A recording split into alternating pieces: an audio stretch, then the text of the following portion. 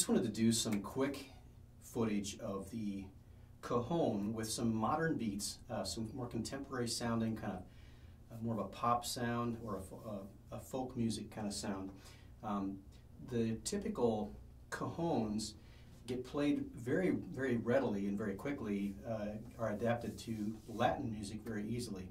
But sometimes getting more of a modern sound out of the Cajon is a little bit more difficult. And with the MeZuZah, it's a little bit easier, but you can do this kind of technique with any Cajon.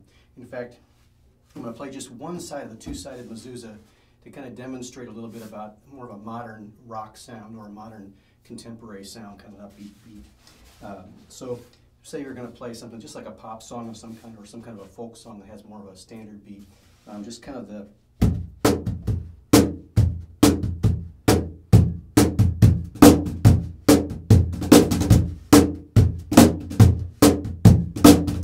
that's the kind of thing you can play with just a standard beat. The other thing, I mean, of course, if you're a drummer, you're familiar with the sound already, but just playing that kind of a beat can give you kind of a contemporary punch or contemporary energy in a song that you're trying to do. So that's one way of doing it. There's also just the standard dance beat, which is kind of a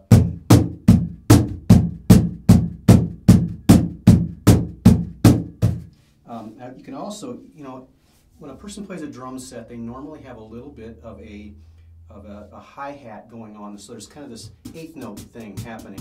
It's kind of a so you're hearing a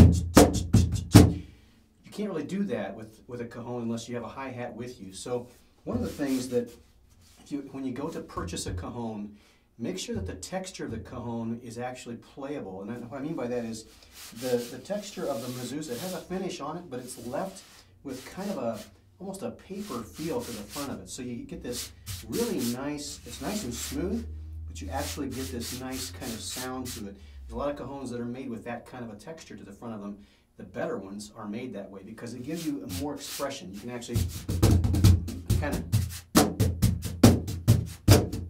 you can get that brushing effect. And a lot of times you can just throw it in little places here and there, and it actually makes a lot of difference in terms of your ability to express kind of the rhythm that you're kind of looking for. So especially when you get more into the Latin sounds. Now, folk music and regular pop and contemporary music, some worship music, some of the more modern day contemporary worship songs, typically we'll just use a standard kind of beat. So you're just kind of, that kind of thing. Some of them that are more creative will use other kinds of beats and they become more hip hop. So in terms of hip hop music, it's really strong with bass, and if you get a really good Cajon, sometimes you can get a really good deep bass sound out of it.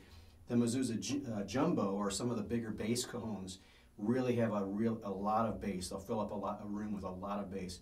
The MeZuZah Pro and the MeZuZah Acoustic are very good at getting a low tone and filling a room with a lot of low beat, and so you can really pop the bass if you really need to.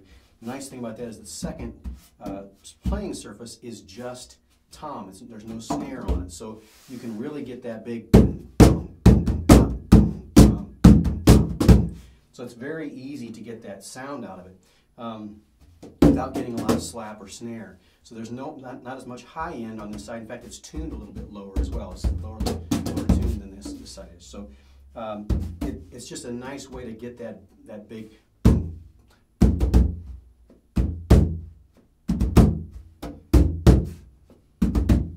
So you might be doing some kind of a hip-hop thing or some kind of a groove, even into the jazz and even into some types, some forms of blues music can be done that way too as well.